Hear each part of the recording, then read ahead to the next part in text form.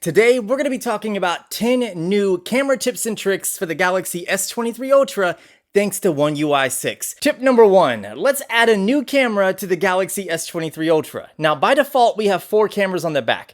We have an ultra wide, a telephoto, and then a 10 times telephoto. But what if we want something in between, like a 2 times telephoto? Well, we can add that now.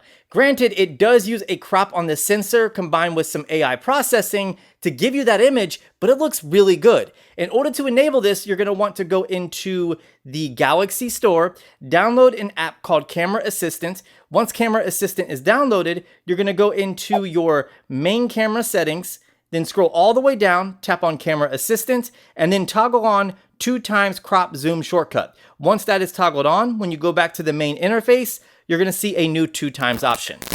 You know what this is? This is the Soundcore X500 spatial audio Bluetooth speaker, and it sounds absolutely incredible. Plus, they happen to be the sponsor of this video. So let me tell you a little bit more about what makes this speaker so special. So check it out. I'm usually not wowed by Bluetooth speakers, but the Soundcore Motion X500 is something else. It's got this killer spatial audio feature powered by a new algorithm and 3 drivers, including a nifty 1.5-inch sky driver facing upwards. Plus, there are dedicated amps for each driver, cranking out a solid 40 watts of clear, distortion-free 3D sound that's perfect for livening up your space or a party. I mean, you honestly have to hear the audio quality for yourself. It's simply amazing. The X500 sounds way better than I expected, delivering super immersive, detailed sound. It's even snagged the high-res certified label. Plus, it supports LDAC technology at 990 kilobits per second for triple the bitrate of standard Bluetooth speakers, and the ultra-wide frequency response of 50 to 40,000 Hertz is another reason for that rich sound. The X500 isn't just a leader in its category, it's also super customizable. Play around with the Soundcore app and its Pro EQ feature to tweak 9 EQ bands and perfect your sound. Plus, you can set up cool lighting effects in the app that sync with the EQ presets. Want to switch things up fast? Just tap the EQ button on the speaker to flip between spatial signature, spatial dynamic, and bass boost modes, each giving you a uniquely tailored audio vibe. On top of the great sound, the X500 nails it with its design. Think tough like a tank, but beautiful with its iron polished aluminum and still light enough to tote around. Not only does it look sturdy, but it's also IPX7 certified, making it waterproof so you can take a dip and keep on playing for up to 12 straight hours thanks to the built-in battery. Plus, it's a steal right now from its original price of $169.99. Hit up the description for discount information and purchase links. Tip number 2. You can add a built-in electronic ND to the Galaxy S23 Ultra. Now, in case you don't know, an ND filter is basically like applying sunglasses to your phone. It's a way for you to control the exposure for long exposure shots. So have you ever seen a picture of like water and it looks like it's running, it's super smooth? That's a long exposure photo. Now you can do that on the Galaxy S23 Ultra thanks to AI, I guess. So what you're gonna do is go into Expert RAW, and once you're inside of Expert RAW, you're gonna pull up the settings. Then you're gonna go into the area where it says Expert RAW Labs, and then toggle on Neutral Density Filter. Now when you go back to the main interface of Expert RAW, you'll see an ND setting in the top right. Touching on that allows you to control the amount of ND being applied. You can choose from 2 all the way up to 1000. Now when you go out and take photos, you can get that smooth motion blur that you might have been looking for. Tip number 3, how to fix blurry photos and something called shutter lag. Shutter lag occurs whenever you hit the shutter button, and it takes about a split second before that photo is taken, which can result in a photo coming out blurry. This is how you can fix that. What you're gonna do is go into the camera app, pull up the settings, tap on Advanced Intelligence Options, and then go from maximum to minimum. Now, whenever you hit the shutter button with minimum selected, you're going to see a much faster response because post-processing is no longer taking effect. So think about Scene Optimizer. Whenever you take a picture of food, how after you've taken that picture, it makes the food extra vibrant. That's no longer going to happen, but you're going to get a sharper photo and it should kill any motion blur. Tip number 4, how to get better quality high resolution photos and switch resolutions and aspect ratios on the fly. So first things first, let's talk about how you can get better high resolution photos. What you're gonna do is go into the settings, scroll all the way down until you see Camera Assistant, pending that you've already downloaded that extension. If you have, you're gonna go under an option called High Resolution Settings, And then from here, you have adaptive pixel, which is basically like using a form of HDR, except instead of for dynamic range, it's using it for noise reduction, combining multiple frames in one. It's really useful. Then we have upscale digital zoom, which really doesn't need any explanation. Anything that has to do with a digital zoom, it's going to upscale it to give you better quality.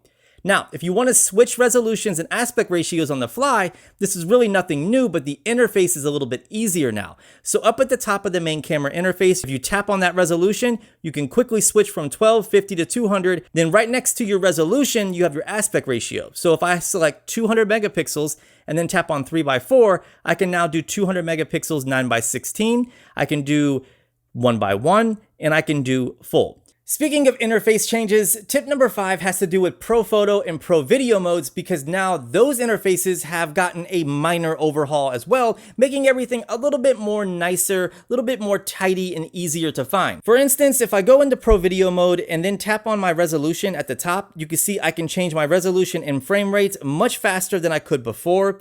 Also, I have my aspect ratio right next to that, and everything is just a little bit more simplified. But one thing I really like is the little hidden waveform. So if I tap on it, it makes it bigger, and then I can tap on it again to make it smaller. If I go into Pro Photo mode, I have the exact same interface as Pro Video, so super straightforward, easy to find everything, including my resolution at the top. I can quickly switch from 12 to 50.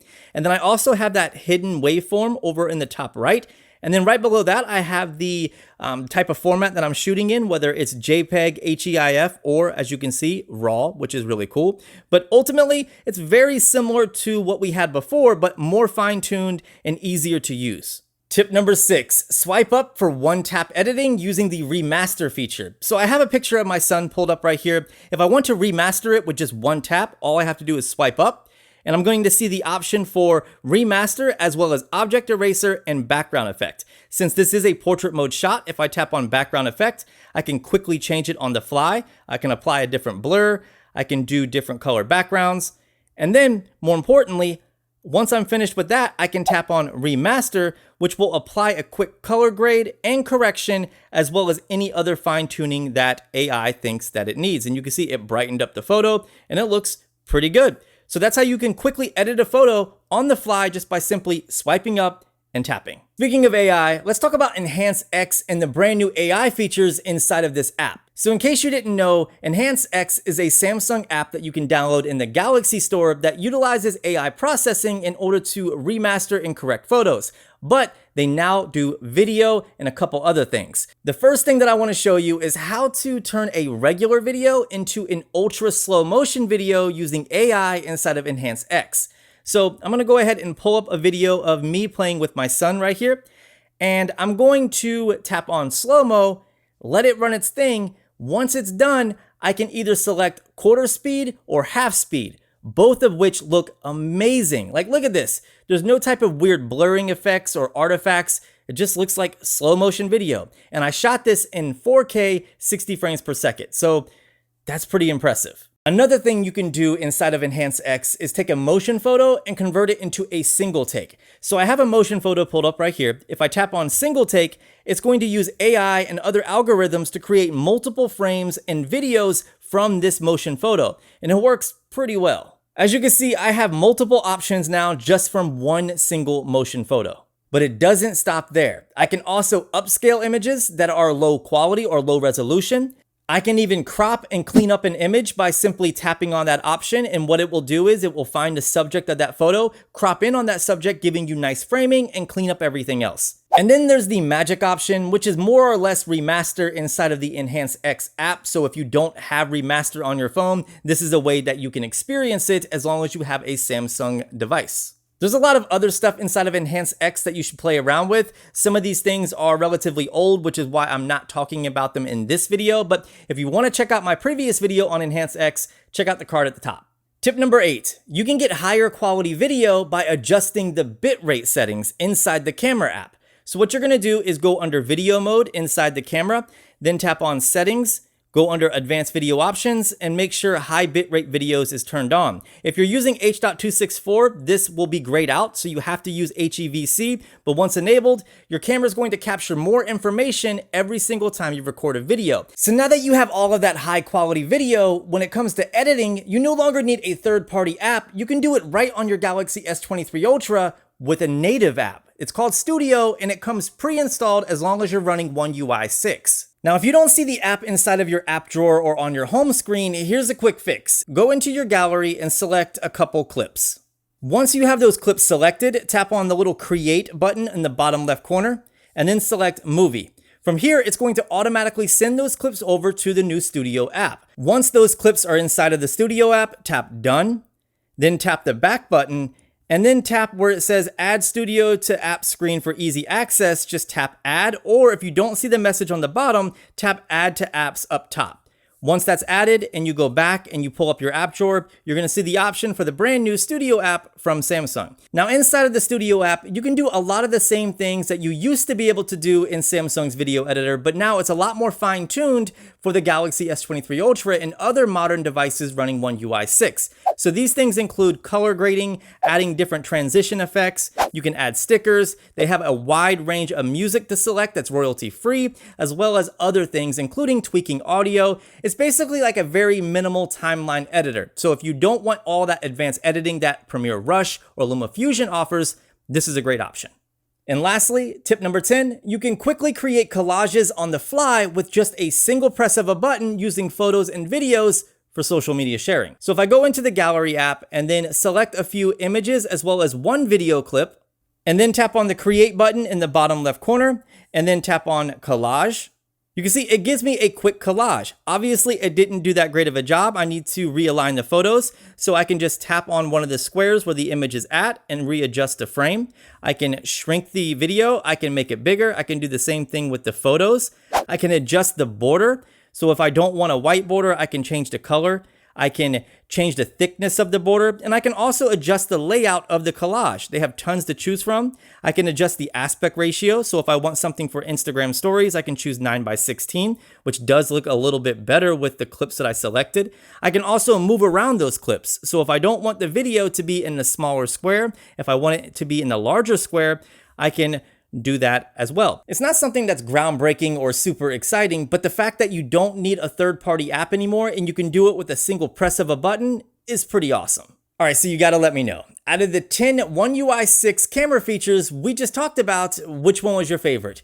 Comment down below. And if you found this video helpful, be sure to give it a like as it does help the channel. And outside of that, I'll see you beautiful people in the next one.